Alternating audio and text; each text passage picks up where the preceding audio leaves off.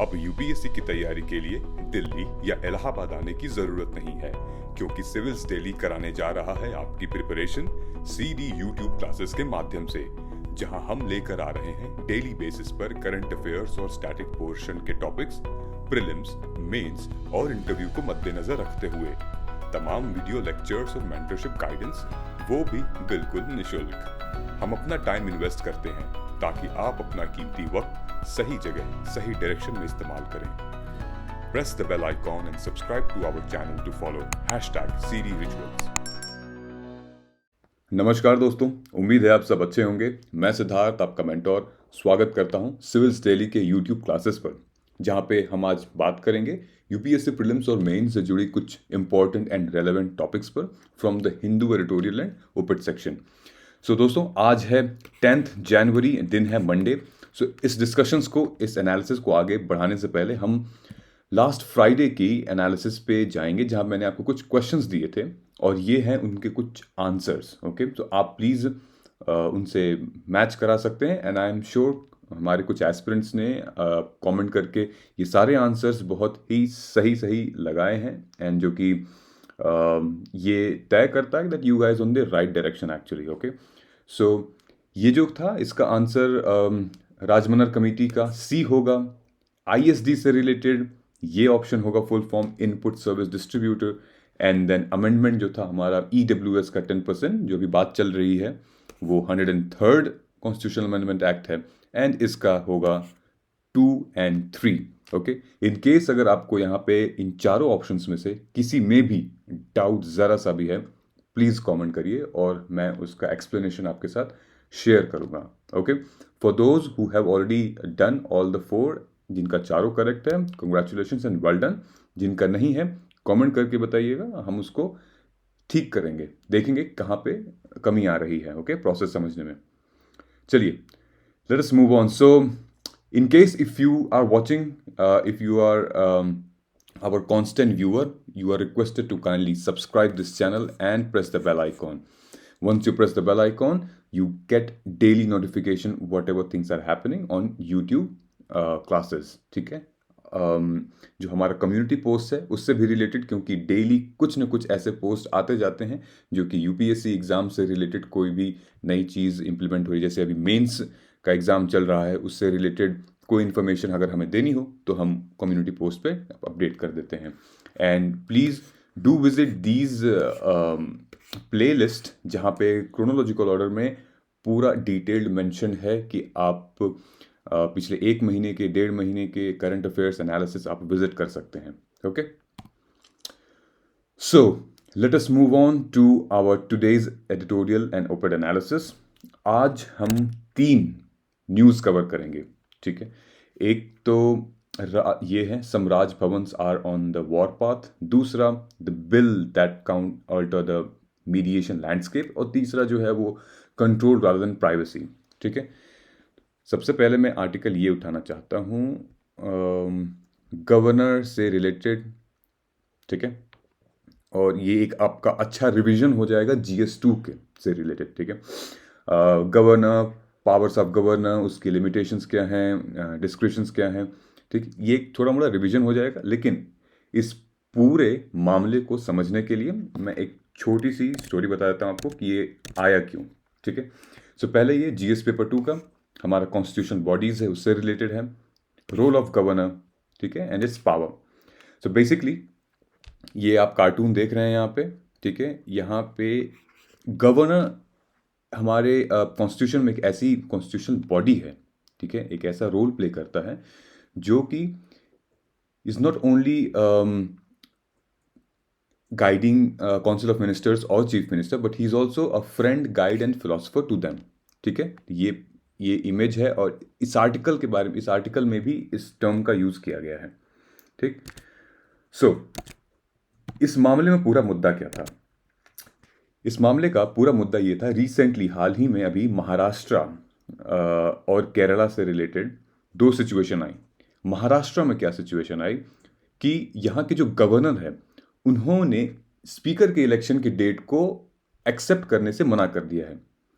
तो एक प्रोविजन होता है जहाँ पे गवर्नर को स्पीकर के इलेक्शन की डेट डिसाइड करनी पड़ती है। जब गवर्नर स्पीकर के इलेक्शन की डेट डिसाइड करते हैं तो उस पे उनका साइन जाता है और फिर उसी सिग्नेचर के बेस पे कि फॉर एग्जांपल कि 25 जनवरी को स्पीकर का इलेक्शन तय होगा, ये गवर्नर डिसाइड करते हैं। जब उनका साइन चला जाता है उस पे तो फिर वो एक तरीके से लकीर बन जाती है कि इसी डेट पे इलेक्शन होगा। बहुत बड़ा रोल नहीं है, लेकिन हाँ एक प्रोसेस है, ठीक है।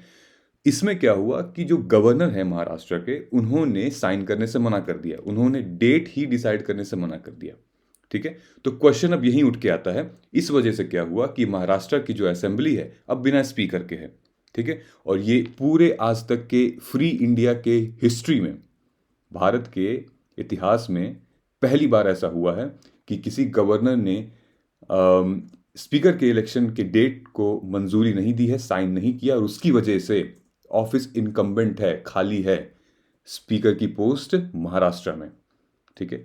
ये जो लाइन आप देख रहे हैं मैं आपको यहाँ पे मेंशन कर देता हूँ। This has been but it is said that it could be for the first time in the history of free India that the governor has refused to fix the date of election of the speaker. ये मुद्दा था, ठीक है, ये महाराष्ट्र का मुद्दा था। दूसरा जो केरला का मुद्दा था वो ये था कि यहाँ पे vice chancellor of Kannur university is also and ex officio chairman of, he is also an ex officio chairman being a vice chancellor और गवर्नर। तो जो गवर्नर की पोस्ट है he must be also an ex officio chairman of this university, ऐसा नियम है, ठीक है। यहाँ पे क्या हुआ, जो गवर्नर हैं उन्होंने अपने वाइस चांसलर के पोस्ट को एक्सेप्ट करने से मना कर दिया। उन्होंने कहा कि सरकार जो है, यहाँ की गवर्नमेंट जो है, वो ज़बरदस्ती मुझे मोटिवेट कर रही है कि सिर्फ इस वाइस चांसलर की पोजीशन को एक्सेप्ट करें, ठीक।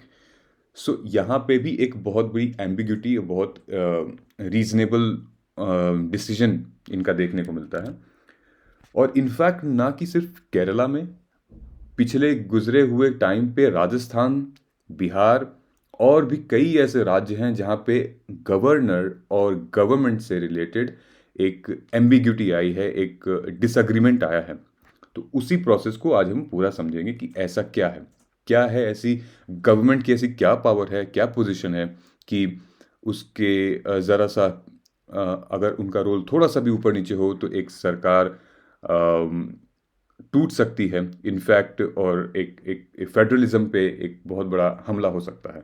Okay, so first we have to understand here कि जब हमारा भारत आज़ाद नहीं हुआ था तो गवर्नर के पास बहुत पावर थी, बहुत ज़्यादा पावर थी। Okay, governor was the only body, और कॉन्स्टिट्यूशनल बॉडी उस टाइम का आप कह सकते हैं, governor was the only body जो मैसेज पहुंचाते थे किसको, मैजेस्टी को, जो किंग क्वीन हुआ करते थे इंग्लैंड के, ठीक है। जितने भी आप सुने होंगे गवर्नर जनरल ऑफ इंडिया 1 2 3 4, ये बहुत ही एक पावरफुल बॉडी थी, ठीक है।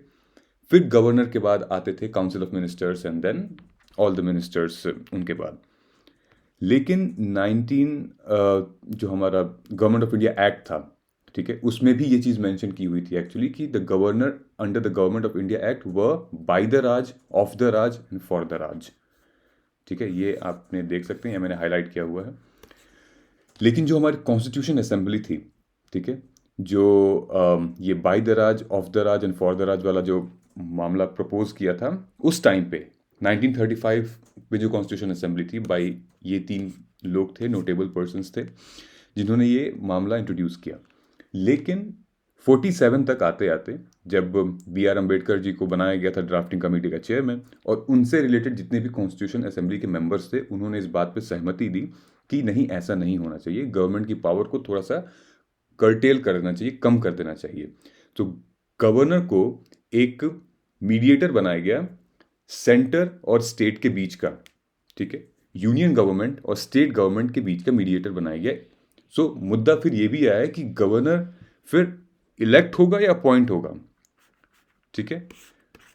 हालांकि हमारे देश में गवर्नर क्या होता है, इलेक्ट होता है, अपॉइंट होता है।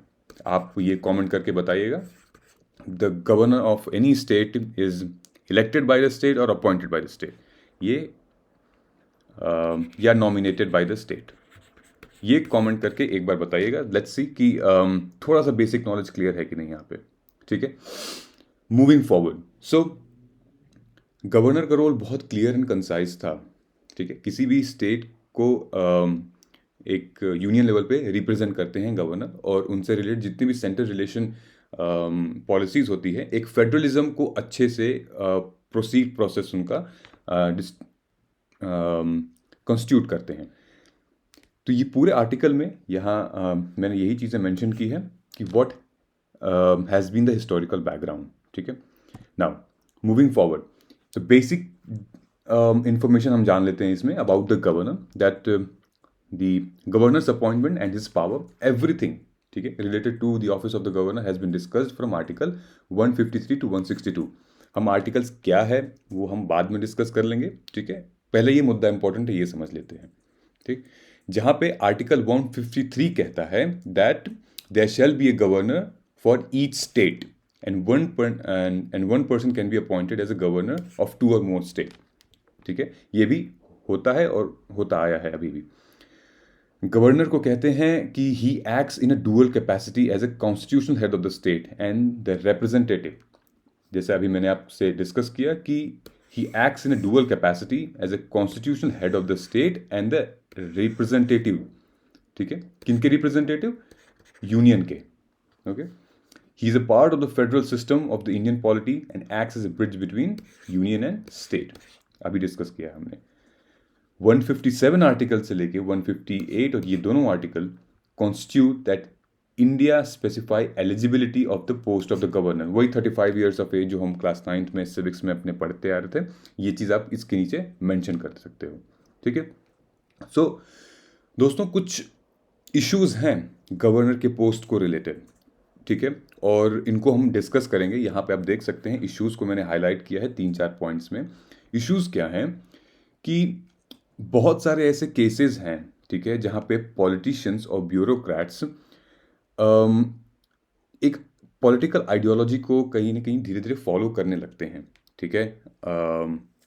फॉर एग्जाम्पल यहाँ पे मेंशन है the politicians and former bureaucrats identifying with a particular political ideology have been appointed as a governors by the state. बहुत सारे ऐसे हिस्ट्री में सरकारें हुई हैं जो कि इस वजह से उस स्टेट में गवर्नर को अपॉइंट किए ताकि उनके सेंटर रिलेशन तो अच्छे हों ही, और जो वहाँ की पॉलिटिक्स है, जो स्टेट गवर्नमेंट की पॉलिटिक्स है, उसको थोड़ी सी कंट्रोल कर सके, ठीक है, ताकि जो मेजॉरिटी है, जो वोट बैंक है एक तरीके का, जो एमएलएज एमपीज हैं, उनको होल्ड कर सके, ठीक है। This goes against the constitutional mandated neutral seat and has resulted in bias as appeared to be happened in Karnataka and Goa, ठीक है। बेसिकली गवर्नर वहाँ बैठे हैं किस लिए? संतुलन बनाने के लिए, बैलेंस बनाने के लिए। लेकिन सरकारें, तरह तरह की सरकारें आती हैं और अपना अपना फ़ायदा गवर्नर के थ्रू करवा सकती हैं, ठीक है। तो एक बायसनेस, एक नॉन पार्टीजनशिप, एक स्पिरिट ऑफ नॉन पार्टीजनशिप, मैं किसी पार्टी के साथ नहीं हूँ, ठीक है। मैं कॉन्स्टिट्यूशन को मूल मान, कॉन्स्टिट्यूशन को के वैल्यूज़ को अपना एसेंस मान के ये इस पोजीशन की ड्यूटी को आगे निर्वहन करूँगा। लेकिन this is against the spirit of non partisanship. अभी भी देखा गया था रिसेंटली, द गवर्नर, राजस्थान के गवर्नर ने has been charged with violation of model code of conduct, his support of the ruling party against the non-partisanship. This is expected from the person of the constitution, ठीक है। तो ये मुद्दा हो सकता है। Due to such incidents, negative terms like, ऐसे ऐसे टर्म्स बताए जाते हैं, agent of the centre, puppet and rubber stamp, कुछ ऐसे ऐसे नॉमेनक्लेचर टर्म्स दिए गए हैं गवर्नर की पोस्ट को, ठीक है। ये कब से आए हैं? ये तभी से आए हैं कि गवर्नर जो कि सेंटर और स्टेट के रिलेशन को मेंटेन करे, उसके डेवलपमेंट में, उसके रीफ्रेमिंग ऑफ द स्ट्रक्चर को मेंटेन करे, लेकिन यहाँ पे बायसनेस दिख रही है, ठीक है। नाउ द इम्पोजिशन, यहाँ पे सबसे बड़ा जो मामला आता है गवर्नर और सेंटर स्टेट के रिलेशन को लेके, वो फंसता है आर्टिकल 365, इमरजेंसी जो कहते हैं हम, ठीक है, राष्ट्रपति शासन। सबसे ज़्यादा यहीं पे मुद्दा गड़बड़ होता है। इनफैक्ट जो बहुत ही महान और माननीय गवर्नर रहे हैं पट्टाभी सितारमैया, उनका ये कहना था कि आजकल गवर्नर सिर्फ और सिर्फ प्रेसिडेंट को रिपोर्ट करने के अलावा और कोई काम नहीं है गवर्नर के पास। और दूसरा काम हो सकता है तो वो ये है कि जो यूनियन गवर्नमेंट है, जिनकी सेंटर में गवर्नमेंट है, वो उनके बातों पे, उनके चालों पे एक्ट करे। ठीक है। सो इनका एक स्टेटमेंट था और ये स्टेटमेंट बहुत पॉपुलर हुआ था और बहुत क्रिटिसिज्म भी हुआ था इस पे। ठीक। So the arbitrary removal of governor before the expiration of his tenure has also been an important issue in the recent past. कई दफ़ा देखा गया है कि आर्बिट्ररी रिमूवल क्या होता है। इज लाइक कोई ठोस सबूत आप नहीं दे रहे हैं गवर्नर के पोस्ट को। गवर्नर की पोस्ट बहुत रेप्यूटेड, बहुत बड़ी पोस्ट होती है। ओके। उसके रिमूवल को लेके आपको एक वैलिड, एक लीगल रीज़न देना पड़ेगा। ठीक है। किसी भी XYZ रीजंस की वजह से आप गवर्नर को रिमूव नहीं कर सकते हैं। आप इसलिए नहीं रिमूव कर सकते हैं कि वो सेंटर के बातों को मान नहीं रहा है तो आप रिमूव कर दिए। ठीक है। या फिर प्रोटोकॉल्स नहीं मान रहे हैं तो आप रिमूव कर दिए। They has to be judicious वे और एक लीगल फॉर्मेट होना चाहिए इन प्रोसेस का। और पिछले कई बार ऐसा देखा गया है कि जो अपॉइंटमेंट होती है गवर्नर की, वो डिले कर दी जाती है, या फिर ऑफिस को इनकम्बेंट या फिर रिप्लेस कर दिया जाता है, या फिर रीअपॉइंट कर दिया जाता है। ठीक है। इसका सबसे बड़ा एग्जाम्पल जो मैं आपको देने वाला हूँ वो है SR बोम्मई जजमेंट। ठीक है। SR बोम्मई जजमेंट ये 1994 में आया था सुप्रीम कोर्ट की बेंच से। 9 जजेस की कॉन्स्टिट्यूशनल बेंच बैठी थी और एक बहुत ही लैंडमार्क जजमेंट बन के आया था ये, for specifically for this purpose.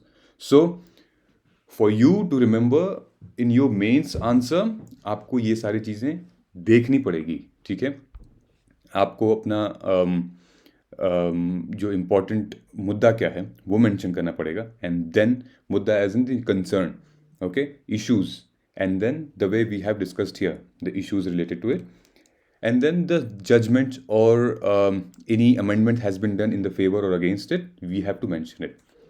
So SR Bommai judgment में हुआ ये था कि SR बोम्मई साहब कर्नाटका के चीफ मिनिस्टर थे। ठीक है। वहाँ पे नॉन कांग्रेस गवर्नमेंट थी और इससे रिलेटेड ये मुद्दा सिर्फ इसी टाइम का नहीं है, ये 1988 से बात चली आ रही थी, 1988 से। ठीक है। इस टाइम पे क्या हुआ था कि देश में बहुत सारे इलेक्शंस हो रहे थे। ठीक है। लगभग 5-6 स्टेट में, आई थिंक 5 या 6 लगभग, Meghalaya, Nagaland, Rajasthan, Karnataka, and I think और 1-2 और स्टेट थे। ठीक है। जिसमें से 3 ऐसे स्टेट थे जिसमें से कांग्रेस की गवर्नमेंट थी और 3 ऐसे स्टेट थे जिसमें NDA BJP की गवर्नमेंट थी। ठीक है। तो मेरे नागालैंड और कर्नाटका और एक और मेघालय स्टेट था आई थिंक, यहाँ पे वायलेंस हो रहे थे, मतलब दंगे प्रसाद हर जगह होते रहते हैं चुनाव के टाइम पे। लेकिन यहाँ पे ये बताया गया कांग्रेस के द्वारा कि हम आपके स्टेट में इमरजेंसी लगा रहे हैं क्योंकि आप अपने शहर के, आप अपने स्टेट के वायलेंस को कंट्रोल नहीं कर पा रहे हैं, therefore we are dismissing your government. So वहाँ पे कांग्रेस के टाइम पे इन 3 स्टेट्स के गवर्नमेंट को ही डिसमिस कर दिया गया था। एक बहुत बड़ा डिसीजन था डिसमिस करना। ठीक है। सो जब डिसमिस किया तो उसमें से जो एक सरकार थी वो थी जनता दल पार्टी की, वो SR बोम्मई, एक माइनॉरिटी की सरकार थी, गवर्नमेंट थी। कई सारे लोगों को मिला के इन्होंने बनाया था, कई सारे MLAs को इकट्ठा करके बनाया था इस गवर्नमेंट को। इन्होंने फिर सुप्रीम कोर्ट में, हाई कोर्ट में रिट फाइल की। जब हाई कोर्ट में रिट फाइल की तो इनकी पिटीशन डिसमिस हो गई। जब डिसमिस हो गई तो हाई कोर्ट का यही कहना था कि भाई आर्टिकल 356 इम्पोज हुआ है, उसमें हम क्या कर सकते हैं। उसमें तो साफ साफ बताया गया कि अब प्रेसिडेंट रूल फॉलो होगा, नोबडी कैन डू एनीथिंग। तो फिर इस केस को SR बोम्मई साहब ने फिर सुप्रीम कोर्ट ले गए और जब सुप्रीम कोर्ट ले गए तो फिर इस केस का जजमेंट आया कि गोइंग फॉरवर्ड या मूविंग फॉरवर्ड हम डिसमिस आप नहीं कर सकते किसी भी गवर्नमेंट को इस बेसिस पे कि उस स्टेट में दंगा हो रहा है, उस स्टेट में वायलेंस हो रहा है। Dismissal is not a solution, you can suspend it.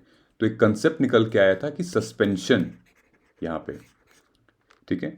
You can not dismiss, you can suspend, मतलब कि थोड़े टाइम के लिए आप सस्पेंड करिए, let other political party get a chance to form a government, ठीक है। If not S R Bommai then let other political parties form the government, but do not dismiss this, okay.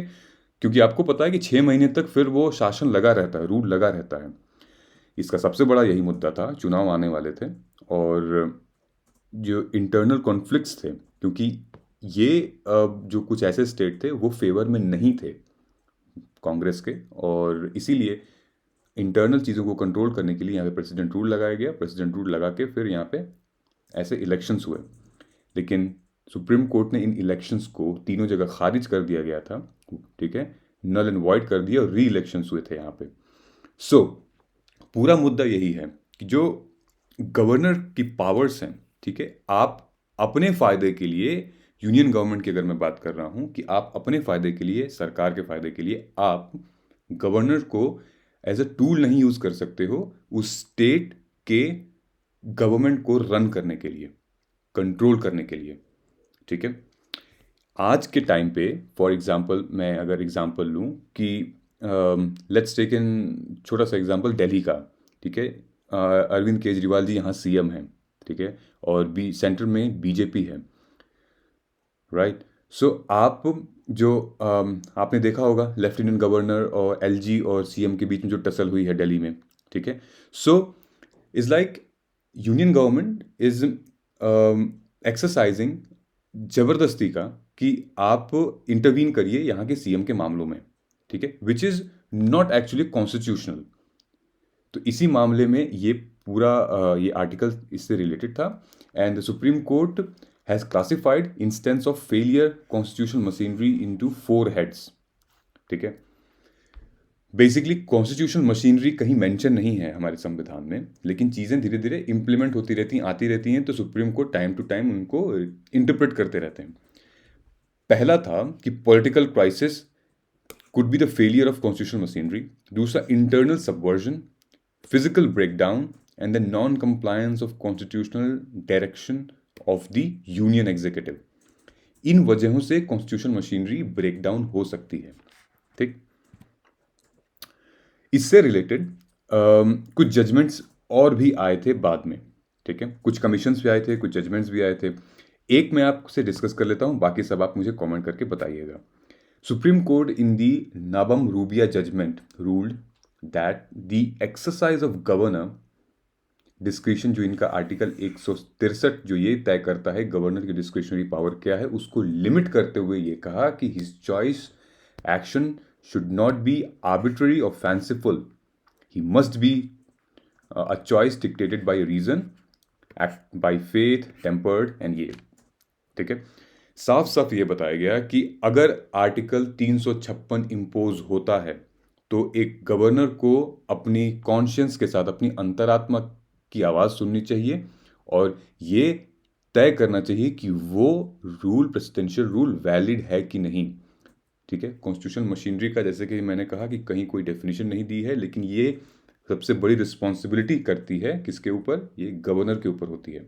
और in fact supreme court ने ये भी कहा था कि अगर गवर्नर या प्रेसिडेंट ये लोग अगर 356 लगाते हैं किसी स्टेट में, तो फिर एक जुडिशियल स्क्रूटनी होगी इसकी, ठीक है, एक इन्वेस्टिगेशन होगी कि क्या रीज़न था एक प्रेसिडेंट को ये आर्टिकल 356 इम्पोज करने का, okay. So there are other recommendations जैसे सरकारिया कमीशन, जैसे जस्टिस वी चलिया commission, Punchhi commission, Rajamannar committee. अभी राजमनार कमेटी मैंने आपको अभी क्वेश्चन दिया था इस पर, ठीक है। ये कुछ ऐसे कमेटी रिकमेंडेशंस हैं। I would request you guys to kindly comment here. अगर कमेंट नहीं भी कर रहे हो तो अगर थोड़ा सा शर्मा भी रहे हो अगर आप कमेंट करने से, तो भाई इसको आप पढ़ लो, समझ लो, क्योंकि दीज आर इंपॉर्टेंट। और in case if you think कि चीज़ें ठीक हैं तो कमेंट करके एक बार बता दीजिए कि this is the thing from Sarkaria commission and वी चलिया कमीशन 2002, ओके। 2 क्वेश्चंस मैंने मेंशन किए यहाँ पे। This is in I think ये गवर्नर से ही रिलेटेड है, राइट। इसको आप कमेंट करके बताइएगा ये भी। सो एक अच्छा खासा मैं हर एनालिसिस में होमवर्क देता हूँ और बिल्कुल इस एनालिसिस से रिलेटेड, एडिटोरियल से related, it's not like the outside of its purview, but it is very much similar and related to it. So please try and comment and we shall discuss in the next analysis. तो दूसरा आज का हमारा editorial है वो है the bill that could alter the mediation landscape. ये हम डिस्कस कर चुके हैं, मेरे ख्याल से मैं दिसंबर 2nd वीक में ये आर्टिकल आया था और मैंने डिस्कस किया इसको, लेकिन इसका मतलब ये नहीं है अगर ये फिर से आए तो हम डिस्कस नहीं करेंगे. मैंने आपसे हर बार कहा है कि जब भी कोई मुद्दा आता है द हिंदू के एडिटोरियल में, भले वो बार बार आए, लेकिन आप हमें उसको, उसके जो एंगल्स होते हैं, ठीक है, उसके डायमेंशंस होते हैं, वो देखना हम नहीं भूलेंगे, क्योंकि अलग अलग डायमेंशंस हो सकते हैं एक ही मुद्दे के. ठीक, तो सबसे पहले मैं आपको ये बता दूंगा कि ये केस था क्या, ये मीडिएट बिल है क्या. उसके बाद हम न्यूज़पेपर पे आएंगे, ठीक है, क्योंकि न्यूज़पेपर में जो इन्फॉर्मेशन मेंशन की गई है वो थोड़ी सी अलग है. उसके लिए आपको ये समझना बहुत ज़रूरी है कि what is draft mediate bill. ठीक, ड्राफ्ट मीडिएट बिल दोस्तों ये अभी राज्यसभा में इंट्रोड्यूस किया गया था 22 दिसंबर को. उसके बाद तुरंत ये रेफ़र कर दिया गया था स्टैंडिंग कमेटी द्वारा, यहाँ पे रेफ़र कर दिया गया था 20 तारीख को ही. अभी बिल यहीं पे पेंडिंग है, अभी डिस्कशन हो रही है इस पर. ठीक, सो ये polity and constitution mains paper 2 का पार्ट है और GS2 एंड गवर्नेंस. ठीक है, हम इसमें समझेंगे what is the need, what are the key features and what is the objective of the bill. So Lok Sabha ने recently arbitration and conciliation agreement bill 2021 को पास किया है to check the misuse of fly by night operators who take the advantage of law to get favourable awards by the fraud. ठीक है, ये क्या है अभी हम समझेंगे. The bill intends to replace, ठीक है, जो ऑर्डिनेंस लाया गया था 2020 में, ऑर्डिनेंस अध्यादेश जिसको हम हिंदी में कहते हैं, इसको लाया गया था. और क्योंकि अध्यादेश जो टाइम ऑर्डिनेंस का होता है वो मैक्सिमम 6 मंथ तक होता है, उसके बाद ये लैप्स हो जाता है. ठीक है, तो इसी को कंटिन्यू करने के लिए इस बिल को इंट्रोड्यूस किया गया था. नीड, क्यों ज़रूरत पड़ी? सबसे पहले इसका रीज़न है strengthening the alternative dispute resolution. Alternative dispute resolution, ये नाम से ही समझ में आता है कि किसी भी डिस्प्यूट रेजोल्यूशन को एक ऑल्टरनेट, एक अलग तरीका होना चाहिए, उस एक अलग जरिया होना चाहिए, ना कि सिर्फ और सिर्फ कानूनी जरिया होना चाहिए, मतलब पेपर वर्क एंड कोर्ट. इसका मतलब ये है. तो वो अलग जरिया क्या है, इसका मतलब क्यों था कि generally it uses neutral third party who helps the parties to communicate, discuss the differences and resolve the dispute. ठीक है, दो फॉर एग्जाम्पल, अगर हम एग्जाम्पल के तौर पर ले लेते हैं कि 2 ज़मीन हैं, अगर सिविल के मामले हैं, 2 ज़मीन लैंड से रिलेटेड कोई मुद्दा है, तो वो मुद्दा कोर्ट में जाने से पहले वो मुद्दा वहीं लोकली ग्राउंड लेवल पे सुलझा दिया जाए. ठीक है, इसका जो पूरा एम था, ऑब्जेक्टिव था, वो ये था कि इस बिल को इंट्रोड्यूस करने का कि बहुत सारे केसेस हमारे सुप्रीम कोर्ट में, हाई कोर्ट में और सबऑर्डिनेट कोर्ट्स में, लोअर कोर्ट्स में पड़े हुए हैं जिनकी सुनवाई अब तक हुई नहीं है. उन मामलों को मौका देने के लिए मीडिएशन बिल इंट्रोड्यूस किया गया था. ठीक है, हम इस बात पे भी आएंगे कि इसका जो सोल ऑब्जेक्टिव है वो क्या है. एक तो है ये स्ट्रेंथनिंग, ये आप समझ लिए होंगे. ठीक है, इसका मतलब क्या होता है actually, it offers to resolve all type of matter related to civil dispute and explicitly provided by the law. यहाँ ध्यान रखना है, सिविल मामले के बारे में बात हो रही है, क्रिमिनल मामले के बारे में बात नहीं हो रही है. MCQs में, प्रीलिम्स में ये क्वेश्चन आ सकता है, मीडिएशन बिल जो है वो क्रिमिनल मामला देखता है या नहीं. अभी हम आर्टिकल पे जाएंगे हिंदू के, उसमें बहुत क्लियरली कुछ चीज़ें मेंशन की गई है. Okay, it is capable of providing a substitute for the conventional method of resolving disputes. Conventional method of resolving disputes क्या हो सकते हैं, सोच लीजिएगा और कमेंट करके बताइएगा.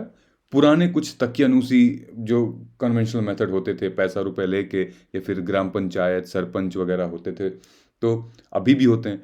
तो उस टाइम पे कैसे एक डिस्प्यूट रिजॉल्व होता था. ठीक है, पहले भी गांव लेवल पे, विलेज लेवल पे डिस्प्यूट रिजॉल्व हो जाते थे. ठीक, उन्हीं मामलों को बस हल्का सा अब लीगल टर्म्स में डिस्कस किया गया है. जैसे कि section 89 of Civil Procedure Code 1908 provides that opportunity to the people if it appears to court there exist element settlement. ठीक है, पॉसिबल कोर्ट अगर ये मौका देती है उन लोगों को जो अपीयर नहीं होना चाहते हैं बेसिकली और मामला रिजॉल्व करना चाहते हैं। ये किस में था? ये लोक अदालत सिस्टम इस्टेब्लिश इसीलिए हुआ था 1987 में, लीगल सर्विस अथॉरिटी एक्ट 1987। ठीक है, फिर आर्बिट्रेशन कंसिलिएशन एक्ट 1996। ये दोनों कुछ ऑल्टरनेटिव डिस्प्यूट रेजोल्यूशन थे जो कि एक third party, neutral third party का इस्टेब्लिशमेंट करते थे। ठीक है, सेकंड इसका है कि aligning Indian norms with international practices, मतलब कि सिंगापुर कन्वेंशन ऑन मेडिएशन, इसी के बेस पे हम ये सारी चीज़ें इंप्लीमेंट कर रहे हैं। India is a signatory of Singapore convention on मेडिएशन, hence it is also become expedient to enact a law in mediation on issue of domestic and international mediation। ठीक है, कंसिलिएशन, मीडिएशन, ये दोनों टर्म बहुत important है इसमें। ठीक है, the bill takes into contemplation of into international practices of using terms like reconciliation, conciliation and mediation interchangeably। तो यहाँ पे हम मीडिएशन की बात कर रहे हैं, कंसिलिएशन की बात नहीं कर रहे हैं।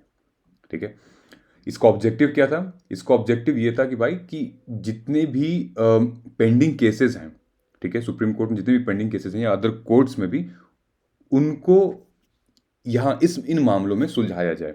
ठीक है, एक छोटा सा एग्जांपल ये है जहाँ मैंने कहा कि दो लैंड हैं, इन दोनों के बीच में अगर दो पर्सन हैं, कोई सिविल डिस्प्यूट हो रहा है, अगर इस सिविल डिस्प्यूट को हम एक शुरुआती लेवल पे, बहुत छोटे लेवल पे, लेट्स से इस मीडिएशन बिल के द्वारा ख़त्म कर सकते हैं, रिजॉल्व कर सकते हैं, तो फिर ये लंबा केस बनेगा ही नहीं। ठीक है, सुप्रीम कोर्ट तक ये बात आएगी ही नहीं, ये ना कि हाई कोर्ट तक ये बात आएगी और ना ही लोअर कोर्ट तक, ये वहीं पे मामला ख़त्म हो जाएगा।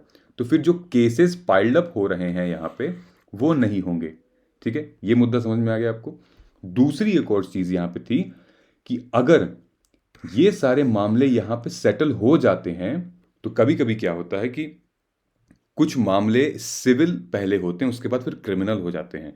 दो ज़मीन के विवाद क्रिमिनल मामला हो सकता है अगर एक शुरुआती दौर पे उसको रिजॉल्व ना किया जाए। तो इसीलिए इस बिल को इंट्रोड्यूस किया गया था कि कुछ सिविल मामले हैं जिनको हम बिल्कुल इंसेप्शन वाला जो उनका टाइम होता है, शुरुआती जो एक डिसएग्रीमेंट होता है, उनको रिजॉल्व करें और फ्यूचर में होने वाले उससे क्रिमिनल मामले हैं उससे आप बचें। ठीक है, तो ये जो दो लैंड हैं उनके बीच में आगे चल के इतना गलत फहमी और इतनी प्रॉब्लम ना होने लगे कि क्रिमिनल वाला मामला आ जाए, एक दूसरे की हत्या करने लगे, लूटपाट होने लगे, गोली बारूद चलने लगे, इस वजह को रोकने के लिए मीडिएशन बिल इंट्रोड्यूस किया गया है। ठीक है, ये समझ लीजिएगा, ये इंपॉर्टेंट ऑब्जेक्टिव है। ओके, सो यहाँ पे यही मेंशन है, acceptable and cost effective processes. Okay, features हम यहाँ समझेंगे, draft mediation bill, features of the bill. अच्छा, अगर कोई चीज़ नहीं समझ में आ रही है तो आप वीडियो पॉज करके उसको पढ़ सकते हैं, क्योंकि ये PDF है और उसको डाउनलोड भी कर सकते हैं, आपके लिए ही बनाया गया है, अदरवाइज हम न्यूज़पेपर से भी पढ़ा सकते थे। ठीक, फीचर्स ऑफ द बिल क्या है?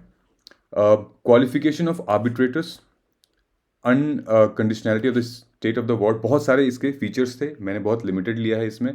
ठीक है, फीचर्स में आपका ये भी आता है कि कितने मेंबर्स होंगे, सुप्रीम कोर्ट से कितने मेंबर होंगे, हाई कोर्ट से मेंबर कितने होंगे। ये एक बिल का एक इम्पॉर्टेंट एस्पेक्ट है। इतना डिटेल में आप मत जाइएगा, हम इसके ऑब्जेक्टिव और जो इसकी नीड थी वो इम्पॉर्टेंट थी यहाँ पे।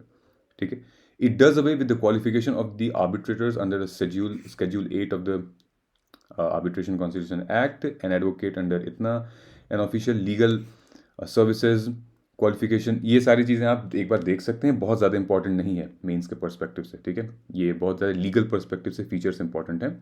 ठीक है, unconditional stay on awards, if the award is being given on the basis of fraudulent agreement और corruption then the court can grant unconditional stay. ये भी बहुत ज़्यादा उतना इंपॉर्टेंट नहीं है। मेन जो मैंने आपको बताया है वो इसके ऑब्जेक्टिव हैं, इसकी नीड है और ये किस वजह से बना है, कब आया था। ठीक, इससे रिलेटेड एक क्वेश्चन है स्टैंडिंग कमेटी पे, वो सॉल्व करना, लेकिन उससे पहले हम न्यूज़पेपर पे चलते हैं। यहाँ इंपॉर्टेंट है कंसेप्ट यहाँ पे। ओके, सो ये मुद्दा तब आया था जब हमारे चीफ जस्टिस साहब एन वी रमना ये सिंगापुर गए थे एक समिट के लिए, और वहाँ पे जब इन्होंने पैक्ट साइन किया, एक समिट थी, मीडिएशन समिट इन जुलाई 2021, यहाँ मेंशन है। उन्होंने बताया कि this is the first step actually किसी भी डिस्प्यूट को रिजॉल्व करने के लिए।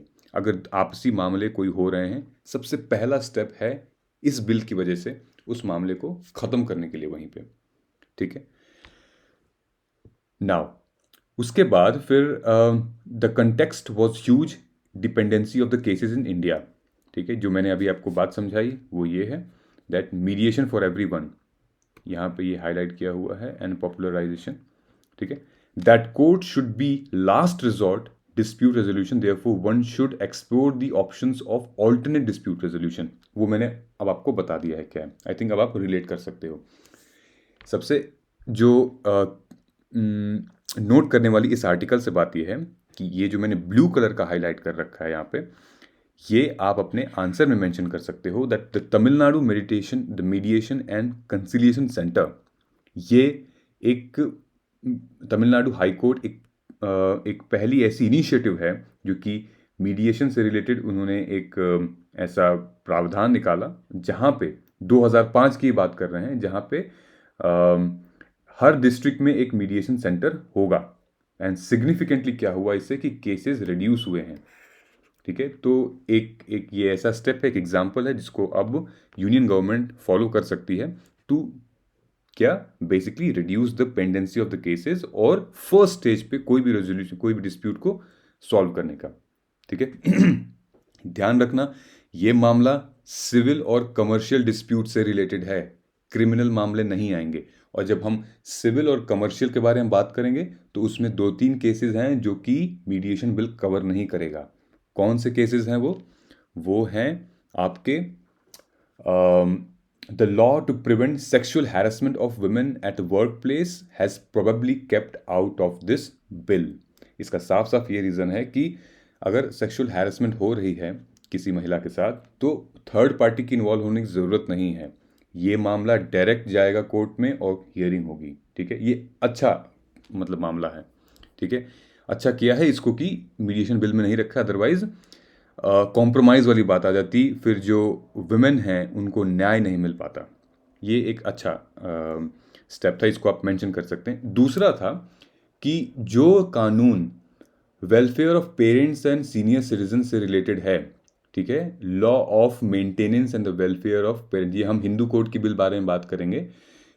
हिंदू कोड बिल में भी और ओवरऑल स्पेशल मैरिज एक्ट में भी the law on the maintenance and the welfare of parents and senior citizenship, ये भी मामलों से बाहर है, ठीक है, क्योंकि उस पेरेंट को, उस सीनियर सिटीजन को इंसाफ पूरी तरीके से नहीं मिल पाया, वो सिर्फ कॉम्प्रोमाइज़ में रह जाएगा, ठीक है। तो ये 2-3 चीज़ें बहुत अच्छी इसमें मेंशन की गई हैं। एक और इसमें प्रोसेस था कि if any local dispute has the potential to create law and order situation and result registration of the criminal cases, one should be avoided through community. मतलब कि कोई भी छोटा मुद्दा, एक लोकल डिस्प्यूट, ज़रा सा भी डिस्प्यूट बहुत बड़ा एक नेशनल मुद्दा भी बन सकता है। तो अगर ऐसा कुछ मामला है कि एक छोटा मोटा लोकल डिस्प्यूट है जिसकी वजह से एक बड़ा लॉ एंड ऑर्डर की दिक्कत हो गई है, तो वो मीडिएशन बिल में नहीं जाएगा, ठीक है। वो एक सेल्फ एक्सप्लेनेटरी है, वो सेल्फ अंडरस्टूड है। जो ऑफिसर्स होंगे और जो अपॉइंटमेंट इन चीज़ों का करेंगे वो ये सारी चीज़ें तय करेंगे, ओके। ये जो यहाँ पे कोर्ट व्यू है उसको आपको पढ़ने की ज़रूरत नहीं है, बहुत ज़्यादा फंक्शनल एस्पेक्ट है वो। जब आप सिविल सर्वेंट बन जाएंगे तब आप इसको देखिएगा, बैकग्राउंड में भी आपको बहुत जाने की ज़रूरत नहीं है, ठीक है। देयरफॉर इसका पूरा मामला यही था कि the proposed law of the mediation that has been mechanism not only for preventing the breakdown of the law and order through community intervention but also competence to smoothen the route of compounding criminal offenses. Compounding criminal offenses क्या हो सकते हैं कि वो criminal offense जो कि resolve हो सकता था फर्स्ट स्टेज में, धीरे धीरे क्योंकि वो रिजॉल्व नहीं हुआ और वो बढ़ते गया और एक public law and order create कर दिया है, ठीक है, न्यूइजेंस क्रिएट कर दिया है सबके लिए। इन चीज़ों से बचने के लिए ये इंट्रोड्यूस किया गया था। आई होप ये आर्टिकल ज़बरदस्त था, समझ में आया होगा। सो इस आर्टिकल में एक पूरी ही टोटली ही डिफरेंट बात की गई है। इसमें कहीं आपको नहीं बताएगा कि क्या की फीचर्स हैं, क्या बिल हैं इसके, ठीक है। नाउ अब हम देखते हैं हमारा थर्ड जो आर्टिकल है, कंट्रोल रादर देन प्राइवेसी। इस पे भी मैं बहुत ज़्यादा प्रेशर नहीं डालूंगा क्योंकि ये जॉइंट ये डेटा प्रोटेक्शन रूल से रिलेटेड है। इसमें 2-3 पॉइंट हैं जो कि आप देख सकते हैं। हम क्लॉज 12, क्लॉज 86 और क्लॉज 35 को थोड़ा सा समझेंगे, बाकी सब तो स्टैटिक है, ऑलरेडी हम डिस्कस कर चुके हैं इसको, ठीक है। तो यहाँ पे इन्होंने बताया है कि गवर्नमेंट प्राइवेसी को ख़त्म करने के चक्कर में क्यों ना कंट्रोल कर रही है, ठीक है। मतलब आप इतना प्राइवेट कर दीजिए कि लोगों को, मतलब it's like we are in a democratic country and we can use things on our own, ठीक है। सो हमें कुछ चीज़ की तो प्राइवेसी होनी चाहिए, राइट, अपने डेटा की, अपनी इंफॉर्मेशन की, पर्सनल रिलेटेड चीज़ों की। तो रादर देन जो गवर्नमेंट है स्टेट की प्राइवेसी को कंट्रोल करने के लिए जो इंडिविजुअल की प्राइवेसी है उसको हिंडर कर रही है, और रीज़न यही बता रही है कि ये इंटरनल सिक्योरिटी के अगेंस्ट है और इससे स्टेट की जो सिक्योरिटी है, जो राज्य की सुरक्षा है, ठीक है, जो देश की सुरक्षा है वो मेंटेन रहे, इंडिविजुअल सुरक्षा है उस पर ध्यान नहीं दे रही है, मतलब इंडिविजुअल जो प्राइवेसी है। तो हम सबको पता है कि जो के एस पुट्टास्वामी का जजमेंट आया था राइट टू प्राइवेसी का, उसकी बेसिस पे ये सारी चीज़ें बनी थी, जहाँ पे justice B N Krishna committee ने रिपोर्ट डाली थी 2019 में, जो एक उम्मीद की किरण बन के सामने आई थी। लेकिन आज का जो डेटा प्रोटेक्शन बिल करंट का है वो एक्चुअली मुद्दा सॉल्व करने से ज़्यादा मुद्दा और खड़ा कर दिया है कि ये सारी चीज़ें क्या होती हैं।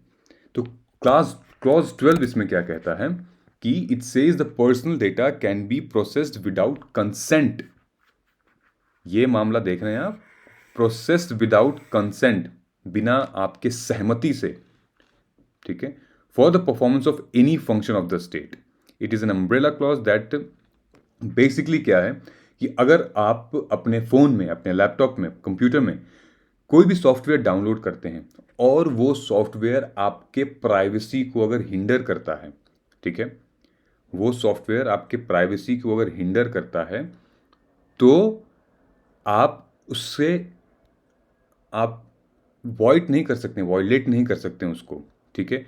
अगर वो कर रहा है तो सेम यही गवर्नमेंट कह रही है कि अगर कोई भी फंक्शन, कोई भी प्रोसेस आपके मोबाइल में, आपके पर्सनल लाइफ में ऐसे हम इंट्रोड्यूस कर रहे हैं और वो अगर आपके प्राइवेसी को हिंडर कर रहा है तो ये एक राज्य सुरक्षा को लेके है, ये एक स्टेट सिक्योरिटी से रिलेटेड है। इसका टोटल कहना पूरा यही था, okay. Harms include any observation और surveillance that is not reasonably expected by the data principal, ठीक है। द कमिटी यहाँ पे मेंशन है, the government can use these provisions as means of control and surveillance. The committee has failed to provide formidable firewalls to protect the privacy of an individual and has also carved mechanism and government of the personal data, ठीक है। ये 12 था। इसी से related हमारे justice B N Srikrishna जो committee थी उन्होंने बेसिकली 2019 में मेंशन किया था कि it will have a judicial overlook on the appointment of data protection act, लेकिन सरकार ने कहा कि हम जुडिशियल पोस्ट रखेंगे ही नहीं, अपॉइंट ही नहीं करेंगे, ठीक है। सो यहाँ पे आप देख रहे हैं कि the power to appoint the panelist vest with the central government, not with the judiciary. 86 क्या कहता है, 86 clause, authority says that should be bounded by the direction of the central government, ठीक है। ये टर्म देख लीजिए, bounded by the direction of the central government under all cases, not just on question of policy. तो इससे क्या होता है, this makes the DPA duty to bound to follow the orders of the government, ठीक है। This weakness its independence and gives the government excessive control, ठीक है। सो पूरा का पूरा इस पूरे क्लॉज से रिलेटेड पूरा का पूरा जो पावर है वो सरकार के हाथों में है, और उससे रिलेटेड कोई भी जो केसेस हैं उस पर वो क्वेश्चन कर सकती है, उसके हिसाब से वो सारे मैटर चलेंगे। Clause 35 exempts the government agencies from the act itself. सारे गवर्नमेंट एजेंसीज इस क्लॉज के बाहर रहेंगे, उन पे डेटा प्रोटेक्शन एक्ट वाली चीज़ें नहीं लग पाएंगी. ओके, सो ये एक कुछ इंपॉर्टेंट चीज़ें थी जहाँ पे मैंने आपको बताया है कि डेटा प्रोटेक्शन एक्ट से रिलेटेड कुछ इंपॉर्टेंट नए क्लॉज हैं. हालांकि हम ऑलरेडी देख चुके हैं कि इसके नीड क्या हैं, कॉन्सिक्वेंसेस क्या होंगे, लेकिन ये क्लॉजेज हैं, इन्हीं क्लॉजेस पे चर्चा चल रही है, मुद्दा चल रही है. तो अपने मेंस आंसर में ये क्लॉज आप मेंशन कर सकते हो that this is the most criticised clause. Okay, and I think so ये आज का एडिटोरियल एनालिसिस यहीं ख़त्म होता है. पूछे गए क्वेश्चंस पे ज़रूर कमेंट करके बताइए. ये इम्पॉर्टेंट है आपके सेल्फ स्टडी के लिए, ठीक है, आपके डे टू डे एक्टिविटी के लिए कि क्या चल रहा है, कहाँ तक आप समझे हैं. और जब आप आंसर लिखते हैं, टाइप करते हैं, तो there are so many things which come in your mind. इससे क्या होगा जब आप कमेंट करके बताएंगे, सो एक ऑर्गेनाइज्ड वे निकल के आएगा. आप यहाँ पे मेंशन करिएगा. Okay, thank you so much guys. I shall see you in next editorial and op-ed analysis. तब तक please do not forget to like, share and subscribe and press the bell icon so that हमारा जो next concept है, next classes है current affair की, burning issues and explainer की, वो आपको तुरंत मिलती रहे. आप अपना ख्याल रखिए. तब तक हम कल मिलते हैं. ठीक है.